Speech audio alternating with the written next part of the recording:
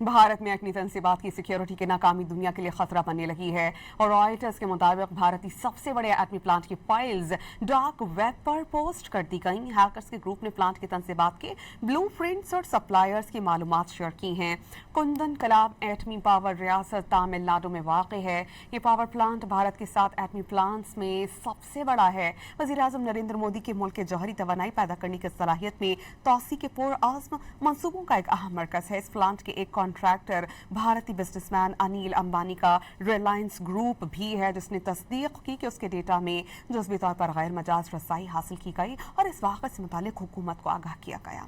भारत में एटमी तंसीबात की सिक्योरिटी की नाकामी दुनिया के लिए खतरा बनने लगी है और रॉयटर्स के मुताबिक भारतीय सबसे बड़े एटमी प्लांट की फाइल्स डार्क वेब पर पोस्ट कर दी गई। हैकर्स के ग्रुप ने प्लांट की तंसीबात के ब्लूप्रिंट्स और सप्लायर्स की मालूमात शेयर की हैं। कुंदन कलाब एटमी पावर रियासत तमिलनाडु में वाक़ है।